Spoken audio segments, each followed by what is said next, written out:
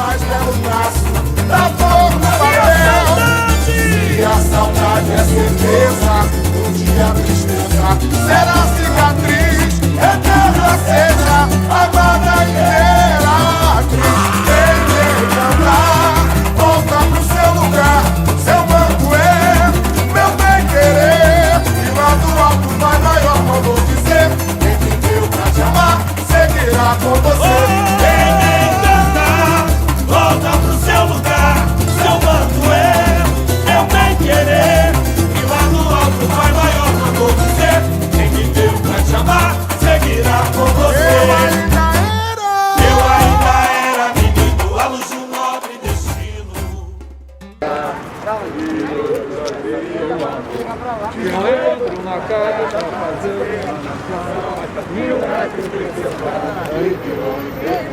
Sexta-feira, 6 de março de 1959, no bairro de Ramos, capital da Leopoldina, nascia a Imperatriz Leopoldinense.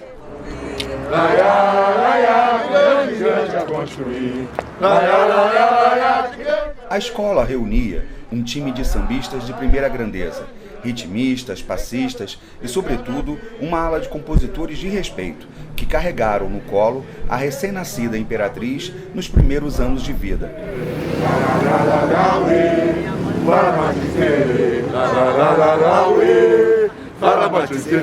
Mas se a Imperatriz foi fundada em 59, foi no ano de 1972 que foi descoberta e ganhou visibilidade. Com o enredo A Maneira de Martim Sererê, a escola e o samba, composto por Zé Catimba e Gibi, ficaram famosos no Brasil inteiro, e os versos de um Brasil romântico, nascido da mistura das três raças, até hoje são entoados nas esquinas e ladeiras do bairro.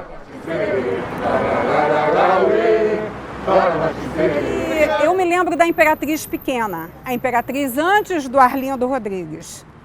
As fantasias certamente eram menos sofisticadas, eram menos pesadas, como hoje em dia quase sempre são, né? Muito fechadas e tal. Eram fantasias mais adaptadas ao nosso clima tropical.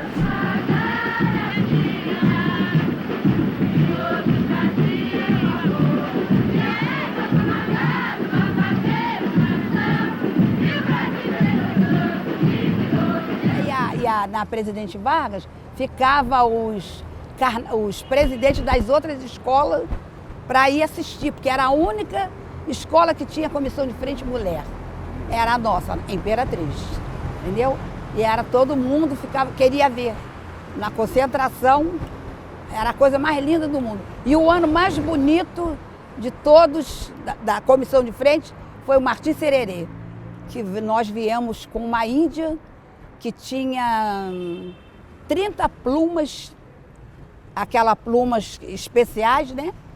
Que eram plumas choronas, que levavam o nome. Era plumas choronas.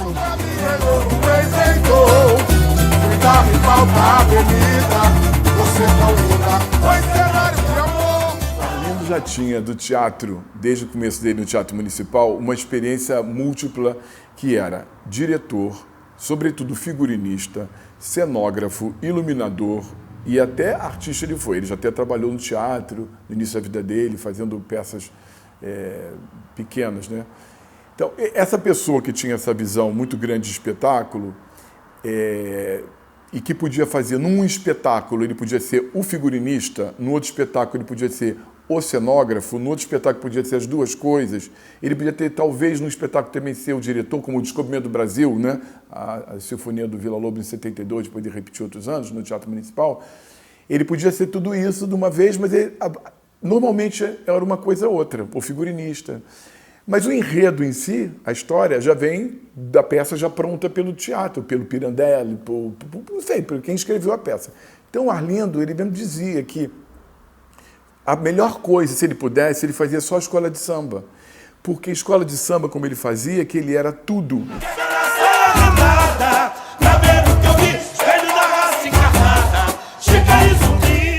Vamos lá, o Arlindo, naquele tempo a gente não tinha a facilidade de estar junto do carnavalesco, era muito complicado, muito difícil. Mas o trabalho dele foi maravilhoso, os carros que ele fez, era muito lindo. Todo o carnaval que ele fez para o Salgueiro foi 10. Então, a lembrança ficou da beleza que ele fez para o Salgueiro.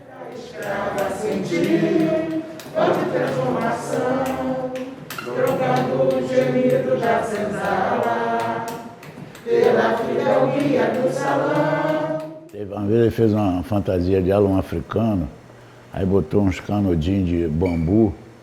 Eu não achava em lugar nenhum para comprar aquilo. Eu tinha muita intimidade com ele. Eu falei, porra, né? Esse bambu tu arrumou aonde? Não, eu ia andando na rua, vi um camelô vendendo, comprei. Porra, eu vou achar onde? Ele era fabuloso. Toda essa contribuição de pensar esse espetáculo vai ser dada pelo Arlindo ali em 63. Né? Então, o Desfile da Chica da Silva, ele é um marco tanto para a Revolução Salgueirense, né? O primeiro título sozinho do Salgueiro, mas também essa contribuição que afirma a importância do Arlindo Rodrigues. Né? Então, o Arlindo, ele é o cara que vai pensar esteticamente a festa, né? Ele vai introduzir esses elementos do teatro. Né? Então, por exemplo, no ano seguinte, ele vai fazer Chico Rei, que é um desfile também fundamental para a gente entender a Revolução Salgueirense, porque o Arlindo vai dar um passo além, né, do que ele tinha dado em 63 com a Chica da Silva.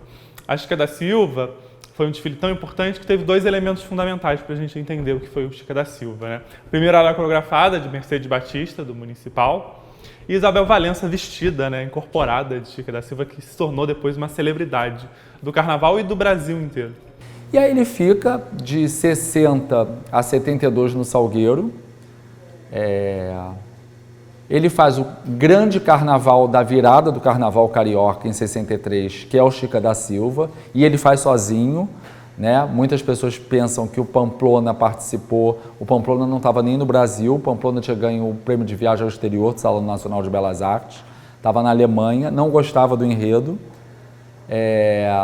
E o Arlindo faz um enredo sobre uma mulher preta, que, como diz o samba nosso desse ano, uma preta que aqui virou rainha. Né? Ela era rainha do Arraial do Tijuca. Quase todos os carnavalescos, não digo agora, um pouquinho anos mais atrás, foram alunos deles. Tudo começou aqui no Salgueiro. Maxi, Renato. Chica da Silva, ele pegou a história da Chica da Silva, né? Que até então era um personagem da história do Brasil marginal, né? E ele, através do carnaval, da escola de samba, do Salgueiro, né? Ele mostrou quem era Chica da Silva. Ele pegou ela como um personagem, né? Como outros, e foi jogando tópicos que tinham a ver com grandes momentos, né? Então era assim, o Arlindo, ele fazia coisa fácil para as pessoas entenderem. Na década de 60, os desfiles das escolas de samba, eles estavam enfrentando um período de popularização. Então os desfiles começavam a chegar ao grande público, né? As classes médias, a toda a cidade parava de fato para ver o desfile das escolas de samba, né? O que confirma, né, o que ajuda a gente a entender esse período de popularização, é exatamente a chegada dos desfiles na Presidente Vargas. Então a avenida mais larga, a avenida mais importante da cidade, passa a receber o desfile das escolas de samba. Né? Os carros do Salgueiro em 70, em Praça 11 Carioca da Gema, eram todos com manequins. Eles eram feitos de material de demolição, que estavam derrubando a área que hoje é o teleporto, e com manequins, não tinham destaques em cima dos carros, eram manequins vestidos, como ele vestia, botava peruca, fazia maquiagem, e ele representava isso.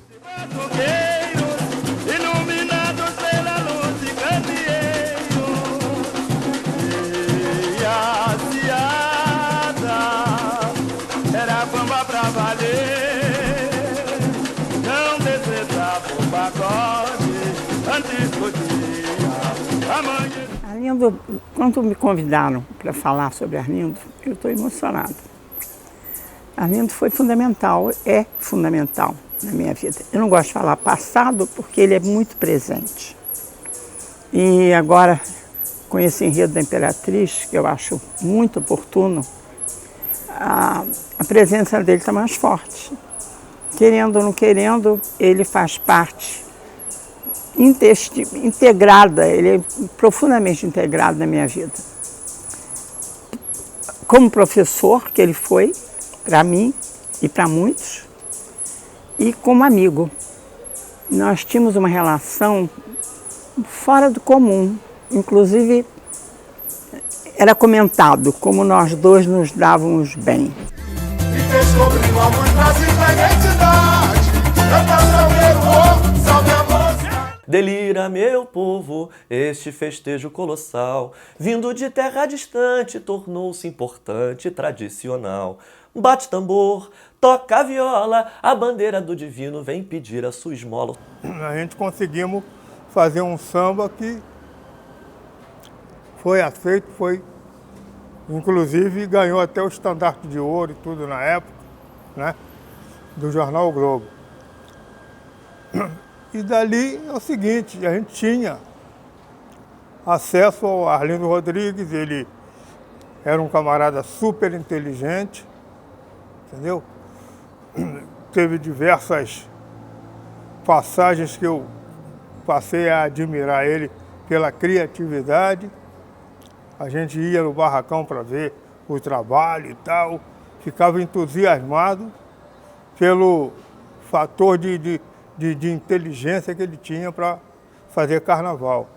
Nos anos 70, quando o Castor de Andrade chega à mocidade, a própria relação do patronato e tudo mais, que se inicia ali na meiuca da década de 70, é o Castor indo para a mocidade, o Luizinho Drummond indo para a Imperatriz, a família Davi, o Anísio e os irmãos indo para Beija-Flor, o Castor de Andrade pensa um projeto para a mocidade. É um projeto de, a partir de agora, eu vou fazer essa escola competitiva. Então ele traz um carnavalesco muito vitorioso, um cara que estava voando, já tinha títulos do Salgueiro e tudo mais.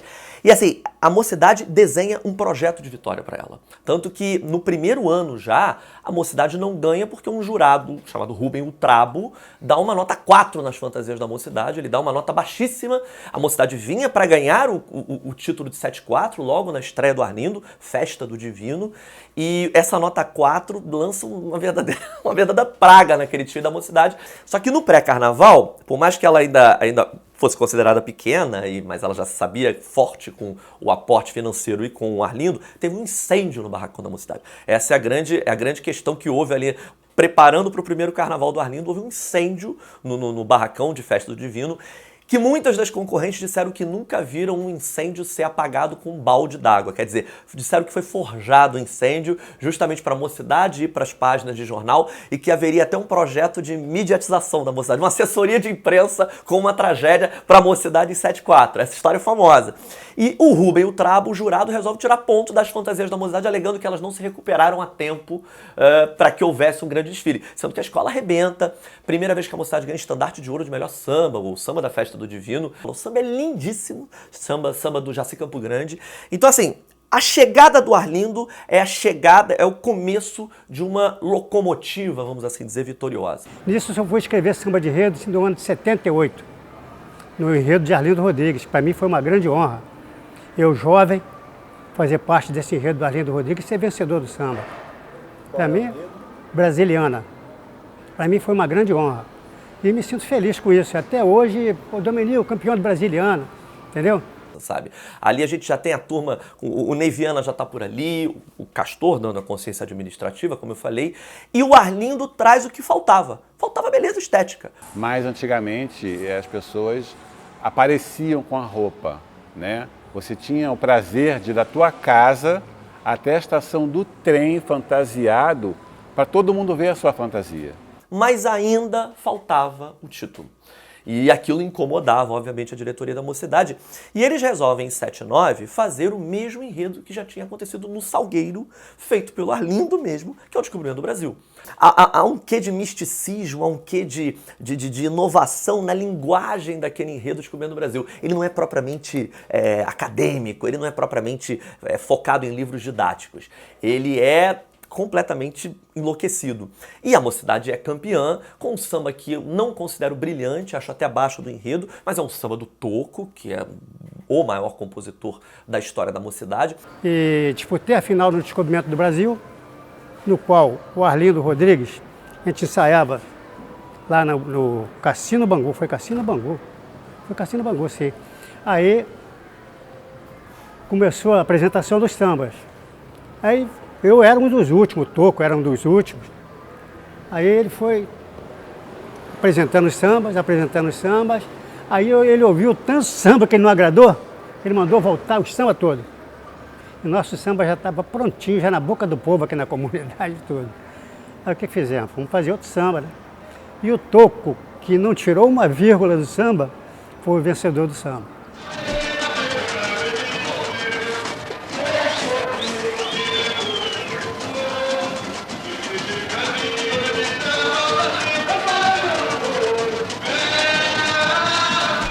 Acabava o carnaval. E nós íamos para o restaurante sempre comer no Alcazar. Alguém chegava, né? O senhor Arlindo Rodrigues? Não. Ele tinha vergonha do sucesso. Tá entendendo? Ele era muito tímido. Ele só sabia conosco. Ele era uma pessoa... E ele era gago, ele ficava gaguejando. Tá entendendo? E ele era diferente de todo mundo. Ele não curtia o sucesso e o prestígio que ele tinha. E o que mais me encanta, além do que é muito interessante, o Pamplona era mais das linhas retas e o Arlindo era mais das linhas curvas. Quando você vê os projetos dos dois, você pode ter certeza que o que tem curva é Arlindo, que o que tem mais reta é Pamplona. Maneiras de dizer o que é a criatividade. E o Arlindo foi mestre nisso. Ele fez Bahia no Salgueiro, ele fez Bahia na Imperatriz, ele fez Descobrimento do Brasil 2 vezes. Ele fez Chica da Silva no Salgueiro e na Imperatriz. E sempre diferente. Era o mesmo enredo, o mesmo assunto, e feito de maneira inteiramente diferente. Cores diferentes, resultados diferentes e todos os resultados muito bons. Reproduz com carinho e com prazer, né? Porque o caminho é muito fluido. Fazer uma escola de samba tem uma sequência, tem um processo deixado por alguns mestres. Que o imperador me levou pra ser rei em sua Síria. Amanheceu e nós dois fomos uma só voz no altar da Bahia. O Arlindo, quando chega na Imperatriz, ele dá para ela uma identidade visual que talvez ela carecesse. Ela tinha tido vários carnavalescos que entraram e saíram da escola, com situações diferentes do ponto de vista financeiro para poder fazer o carnaval, barracões pequenos, não é? De fantasias e de alegorias. Então, o Arlindo, que se profissionaliza, digamos assim, no carnaval, ganhando dinheiro para fazer carnaval a partir de 74 na Mocidade, quando ele chega na Imperatriz, ele já tem uma bagagem, digamos, de profissional devotado ao carnaval. Não que ele não fizesse outras coisas ao mesmo tempo. O Arlindo fazia várias coisas ao mesmo tempo. A criação era mais livre do desfile, do que se apresentava na avenida. E o Arlindo era um mestre nisso, porque ele chegava na avenida, ele olhava, ele via o conjunto da escola, ele passeava pela escola, frequentemente carregando um copo de uísque, ou então alguém carregando um copo de uísque para ele. E ele ia vendo como é que estava, né, como é que estava montada a escola e, eventualmente, trocava algumas coisas de lugar, botava uma ala mais para frente, tirava uma ala de um lugar, botava 2 alas para trás, eventualmente. E tem esse caso bem marcante, que é do ano da Chica da Silva, 83, né? A coroa, ela estava atrás. Ela não ia ser a coisa que ia abrir a escola. E ele decidiu, e além do que a coroa também já tinha ficado mais para trás, porque a escola estava montada e o carro tinha ficado mais para trás, ele decidiu que a coroa ia ser a abertura da escola, uma coroa belíssima. A gente tem gravação disso, né? Uma coroa toda de espelhos, uma das mais bonitas que a Imperatriz já teve. E a coroa veio vindo por dentro da escola, passando pela escola, eu me lembro disso, ouvia, presenciei isso aí, e as pessoas paravam e diziam, o que é isso que está vindo aí? Aquele esplendor passando por dentro da escola e empolgando, na medida em que aquilo passava, que aquele carro passava por dentro, os carros não eram gigantes como eram hoje, apesar de bem grande essa coroa, mas à medida em que ela ia passando por entre as alas da escola, indo para frente, dá licença, daí vamos passar, vai passar a coroa, e as pessoas foram se emocionando, se empolgando com aquilo, né? Olha que beleza, como está bonita a escola, como a Imperatriz vem maravilhosa, né? Então isso é uma coisa muito marcante e desse tempo diferente de criação, né? Que o carnavalesco tinha essa liberdade de repensar o que ele tinha imaginado e recriar ali no momento do desfile. Porque ele vai para a Imperatriz, primeiro ele vai para a Mocidade, faz o Descobrimento do Brasil de novo. Então, e ganha, né? Ganha o carnaval com o Descobrimento do Brasil. Então, ele fazia ele transpunha alguns assuntos que interessavam a ele via que dava carnaval, ele não era exatamente um pesquisador, mas ele tinha um feeling de que aquilo ia dar um carnaval e ele ia em frente. Ele chegou na Imperatriz e teve a possibilidade de um aporte financeiro muito grande, de uma grande boa vontade da presença da escola, Luizinho Drummond, né? Se alugou um barracão no Caju, que era um prédio de vários andares e que tinha 2 saídas. Imagina, para a Imperatriz, que fazia carro alegórico num lugarzinho acochambrado qualquer, virou uma outra coisa, né? As fantasias, o Arlindo passou a fazer não mais os riscos, né, os figurinos, tanto que os figurinos que restam hoje, feitos pelo Arlindo do tempo da Imperatriz, são figurinos de destaques, sobretudo de destaques, de figuras de destaques, né? Porque as alas ele passou a fazer os protótipos. Então ele inaugura na Imperatriz uma fase na vida dele que é fazer o protótipo de modo que a fantasia fosse repetida daquela mesma forma com que ele fez, que idealizou no barracão.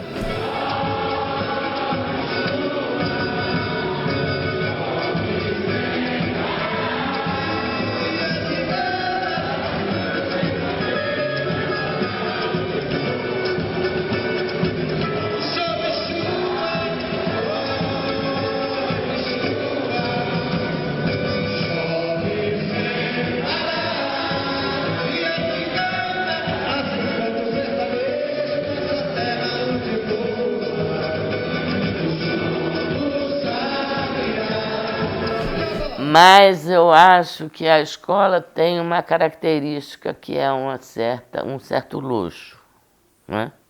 Que você não desvincula muito da Imperatriz.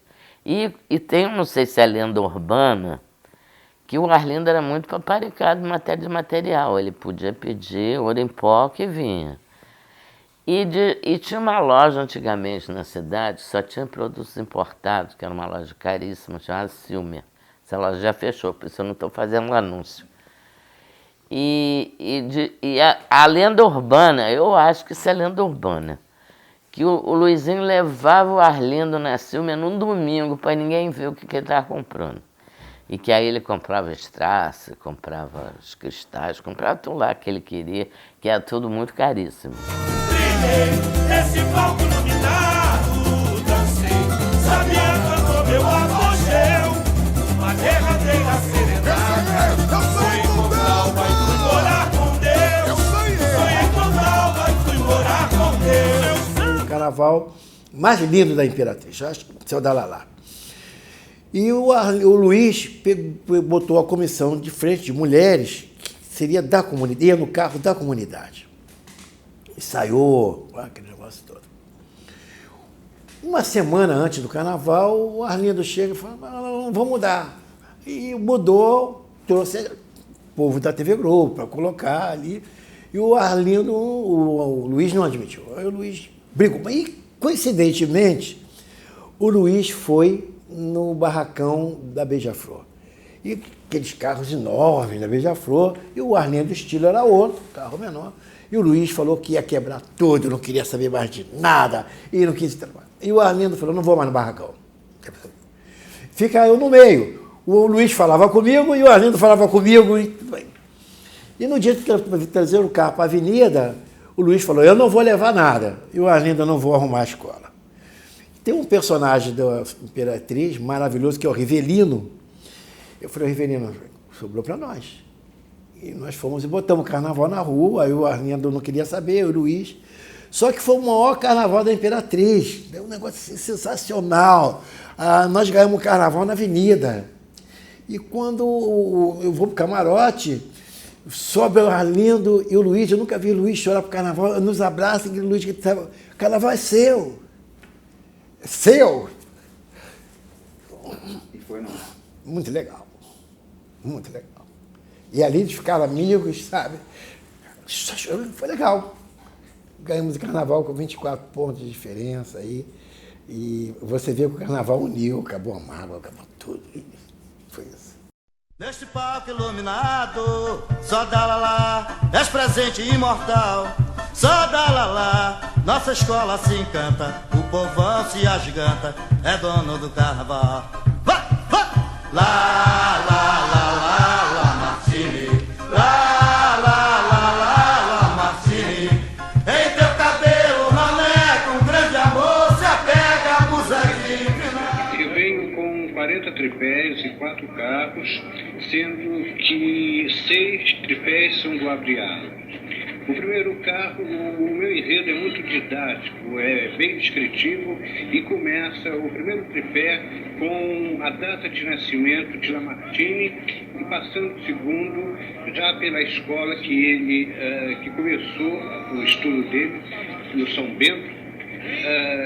O primeiro emprego dele, que foi na Light, a primeira composição dele para teatro de revista, que foi um dos primeiros trabalhos de Lamartine, se bem que ele na escola ele já tinha composto alguma coisa, porém nada profissionalmente. Ele como profissional foi quando ele começou a fazer teatro de revista.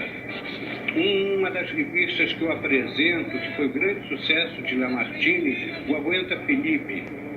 Em seguida eu passo para algumas canções que Lamartine fez, algumas músicas de carnaval importantes e até engraçado.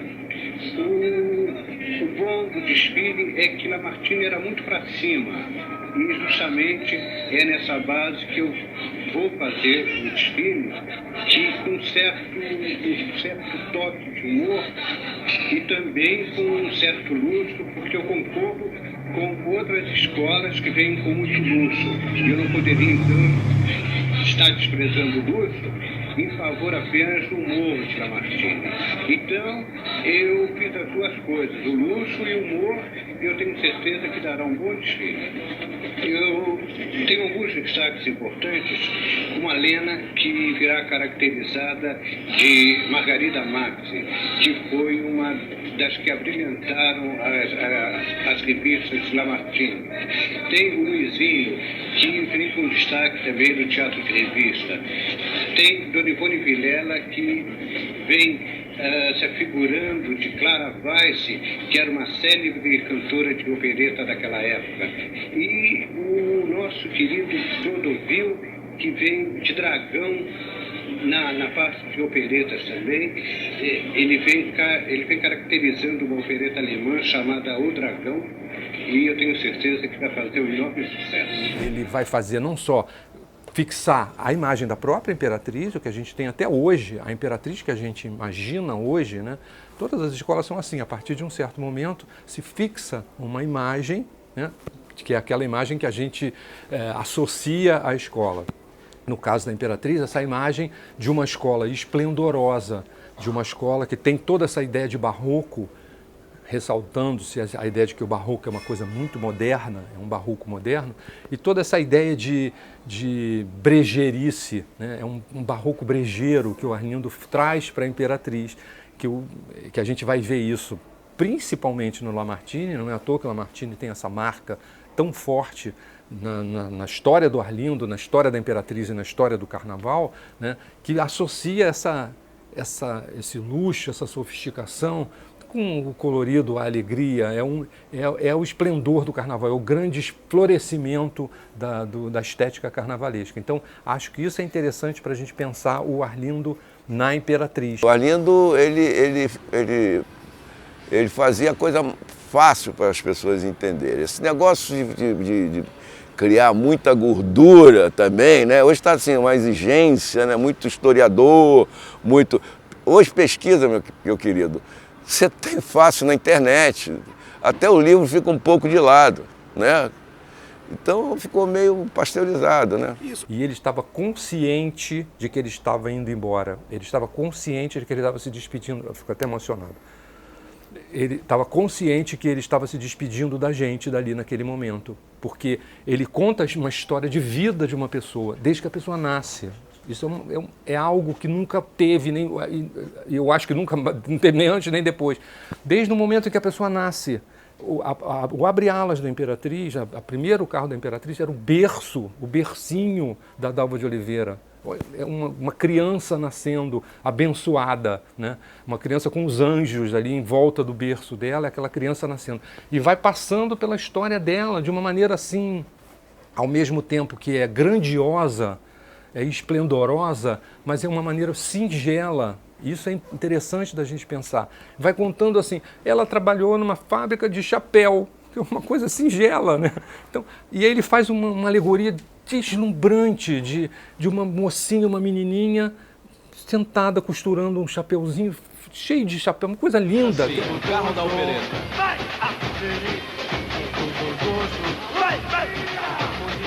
Hoje é dia de fé, é dia de sorrir. Hoje é dia de fé, hoje é dia. E de novo! A bateria. Hoje é dia de fé, hoje é dia de sorrir. E aquilo termina com a bandeira branca, as baianas representando isso, uma coisa belíssima, homenagem das grandes damas do samba, do carnaval, da cultura brasileira, prestando uma homenagem à Dalva de Oliveira. O último carro é como se fosse a Dalva de Oliveira, né, a irmã da Dalva, que inclusive é parecidíssima com ela. Quando ela entra na avenida, a avenida vem abaixo, né, porque parecia que a Dalva estava ali. E eu posso dizer isso porque eu desfilei na última ala. Vim exatamente em frente à ala das baianas. E outra coisa também é muito interessante, que nesse ano o Arlindo estava bem mal, bem mal. Ele sabia que ele não ia ficar muito tempo com a gente. Então ele custou muito a entregar as coisas. Ele teve muita dificuldade em criar os protótipos, a gente percebia isso. Todo mundo respeitava porque, né, era o Arlindo Rodrigues, né? Então ele foi entregando as fantasias assim com muita dificuldade. E a última fantasia que ele entregou foi a fantasia dessa ala, que é a última ala da Imperatriz, que é a ala que representa o adeus da Imperatriz. Meu irmão, saudade de você. O que consola é que todos que vivem de carnaval, televisão, e todos que lhe conheceram, tornou você, Arlindo, um cara inesquecível.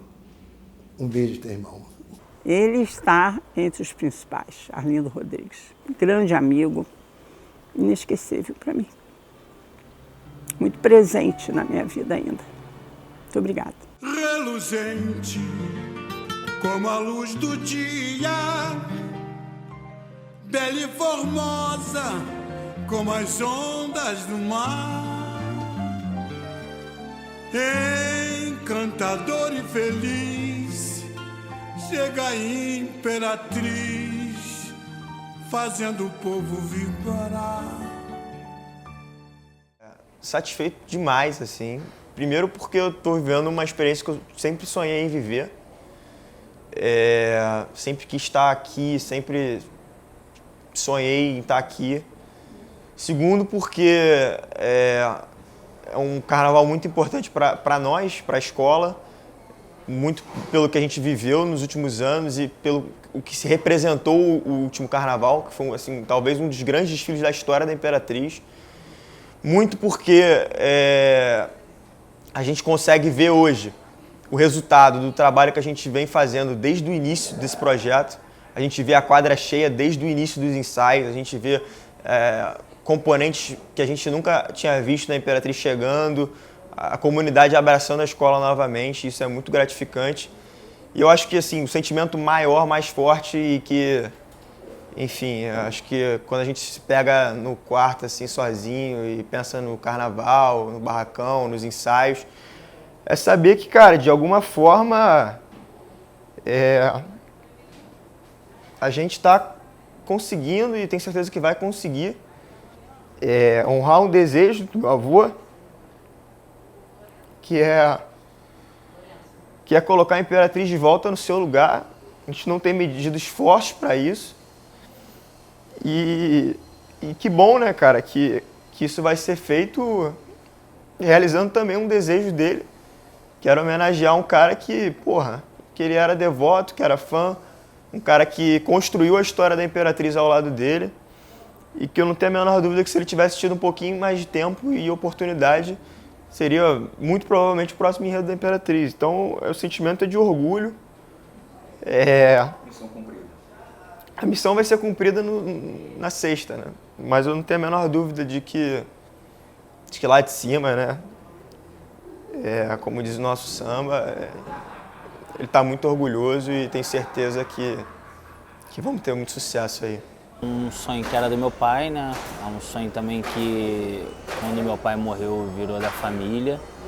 E está sendo muito bom realizar esse enredo. A gente está vendo um barracão fantástico, a comunidade abraçou, está tudo saindo perfeito, até melhor do que a gente podia imaginar. Eu acho que a Imperatriz, não desmerecendo, né, a história anterior ao Arlindo, mas a Imperatriz começa a ser Imperatriz em 80 com a chegada do Arlindo, né? Veio o primeiro título. Fico feliz porque lembro vagamente do Arlindo na minha infância, mas lembro muito do Arlindo na minha casa, né? Sempre com meu pai, com o Dr. Biratã. E foi minha estreia, né? Na Imperatriz, eu saí na ala das crianças, eu tinha 9 anos de idade. E hoje eu fico muito feliz, cara, de poder estar à frente, realizando esse sonho, porque eu acho que tinha que ser contado pela Imperatriz e tinha que ser contado por Rosa Magalhães. Toda vez que eu penso no meu pai, penso no enredo, me emociono, porque eu sei que era uma coisa que ele queria muito. E foi a mesma sensação de que quando eu pisei no ensaio técnico, e meu pai não estava lá. Mas eu acho que a Imperatriz vai fazer um grande desfile, e eu acho que lá de cima, seu Luizinho e Arlindo vão estar super felizes pelo trabalho que a gente vai realizar no dia 22. Um dia a tristeza será cicatriz, eterna seja amada Imperatriz. Vem encantar, volta pro seu lugar, seu manto meu bem querer. E lá do alto o Pai Maior mandou dizer: quem viveu pra te amar, seguirá com você. Vem encantar, volta pro seu lugar, seu manto meu bem querer. E lá do alto o Pai Maior mandou dizer: quem viveu pra te amar, seguirá com você. Quem viveu pra te amar, seguirá com você.